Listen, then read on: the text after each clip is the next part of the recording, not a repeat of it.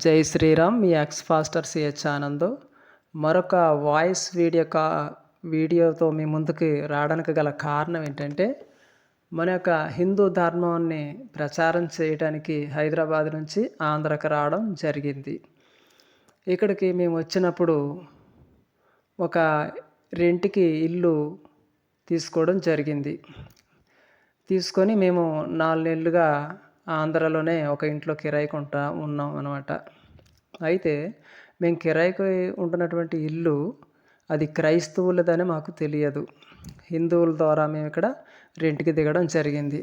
అయితే యథాశక్తిగా మేము ధర్మ ప్రచారం నిమిత్తం గ్రామాలు తిరుగుతూ వీడియోలు తీస్తూ యూట్యూబ్లో అప్లోడ్ చేయడం జరుగుతూ ఉంది. అయితే సడన్గా మేము హిందూ సనాతన ధర్మ పక్షాన మేము చేస్తున్నటువంటి పరిచర్య యూట్యూబ్లో చూసి ఈ రెంట్కు మాకు కిరాయికి ఇచ్చినటువంటి మధ్యవర్తికి ఇచ్చినటువంటి వాళ్ళు ఈ రెంట్ ఓనర్స్ తెలుసుకొని, మీరు క్రైస్తవుల మీద వ్యతిరేకంగా ప్రచారం చేస్తూ మా ఇంట్లో కిరాయికి ఉంటున్నారు, ఎవరి ద్వారా వచ్చి అని చెప్పి వాళ్ళు మాతో గొడవ పడడం జరిగింది. మాతో గొడవపడి వెంటనే తక్షణమే సామాన్లు తీసేయమని వాళ్ళు కామెంట్ చేయడం జరిగింది. అయితే మేము ఇంకెక్కడికి వెళ్ళడానికి వీలు లేదు. వాళ్ళు అలా అనేసరికి, ఫోర్స్ చేసేసరికి దగ్గరుండి ఖాళీ చేయించారు.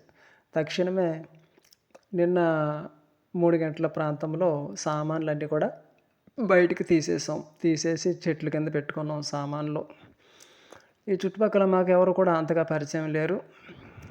అంచేత సామాన్లు తీసి చెట్ల కింద పెట్టుకున్నాం. అడ్వాన్స్ ఇచ్చాము ఆ ఇంటికి, తిరిగి ఇవ్వనన్నారు వాళ్ళు, గొడవ పడ్డారు. అంతేకాకుండా ఈ ప్రాంతంలోనే మీరు హిందూ సనాతన ధర్మ ప్రచారం చేయడానికి వీల్లేదని క్రైస్తవులు ఆటంకం చేశారు. ఇలాంటివి ఇంకా ఎన్నెన్ని ఎదుర్కోవాలో మాకు తెలియదు. కానీ యూట్యూబ్ ఛానళ్ళు ఎన్నో ఉన్నాయి, వాళ్ళు కూడా ఇలాంటి ప్రాబ్లమ్స్ ఎన్ని ఎదుర్కొంటున్నారో మాకు తెలియదు. కానీ మేమైతే వచ్చిన కాడి నుంచి సమస్యలను ఎదుర్కొంటూనే ఉన్నాం. జై శ్రీరామ్. అయితే సామాన్లు అయితే బయట పెట్టాం. మరొక రెంట్కి ఇల్లు కిరాయికి తీసుకోవాల్సింది ఉంది. అయితే 2 నెలలు అడ్వాన్స్ అడుగుతూ ఉన్నారు, కనీసం 1 నెల అడ్వాన్స్ అడుగుతున్నారు. అయితే మేము హిందువులకు సంబంధించినటువంటిగా నేను రెంట్కి ఇల్లు తీసుకోవాలని ఉన్నాను. ఎందుకంటే ఒకప్పుడు నేను పాస్టర్ వృత్తిని విడిచిపెట్టి క్రైస్తవుల నుంచి బయటకు వచ్చి హిందువుగా మారాను. హిందూ పక్షాన పోరాడుతూ ఉన్నాను, ధర్మ ప్రచారం చేస్తూ ఉన్నాను. అనేకమైనటువంటి ఆర్థిక ఇబ్బందులు, సమస్యలను ఎదుర్కొంటూ, అనారోగ్యంతో కూడా సమస్యను ఎదుర్కొంటూ, ఫ్యామిలీతో కలిసి ఇబ్బందులు పడుతూ, అలాగా మా యొక్క హిందువుల బంధువుల యొక్క సపోర్ట్ సహకారాలతో ముందుకి వెళ్తూ ఉన్నాను. ఎందరైతే నాకు సహకరిస్తున్నారో వారి సహకారం మీద నేను నా ఫ్యామిలీ కలిసి నిలబడి ముందుకు సాగుతూ ఉన్నాం. వారానికి 2 రోజులు 3 రోజులు పని కూడా చేస్తూ ఉన్నాం. అయినా మాకు ఆర్థిక ఇబ్బందులు తప్పడం లేదు. సడన్గా ఇల్లు ఖాళీ చేసాం, రోడ్డున పడ్డాము. జై శ్రీరామ్. అయితే మాకు ఈ ఇల్లు కోసం మేము తిరుగుతూ ఉన్నాము.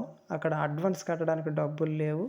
అడ్వాన్స్ కట్టాలి, ఇల్లు ఎత్తుక్కోవాలి, ఇంట్లో దిగాలి, సామాన్లు తీసుకెళ్ళి అక్కడ పెట్టాలి. ఈ 24 గంటల్లో వర్షం పడకుండా ఉండాలి ఫ్రెండ్స్. వర్షం కానీ పడిందంటే చెట్ల కింద ఉన్నటువంటి మా సామాన్లన్నీ తడిసిపోవడమే కాకుండా మాకు కట్టుకోవడానికి కూడా బట్టలు ఉండవు.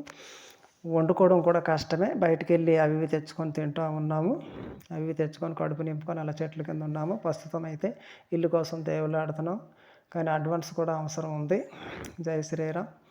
మన హిందూ బంధువుల్లోని ఎవరైనా పెద్ద మనసు ఉంటే తప్పకుండా కింద డిస్క్రిప్షన్లోనే ఫోన్పే ఉంది, ఈ యొక్క స్క్రీన్ మీద కూడా ఫోన్పే ఉంది.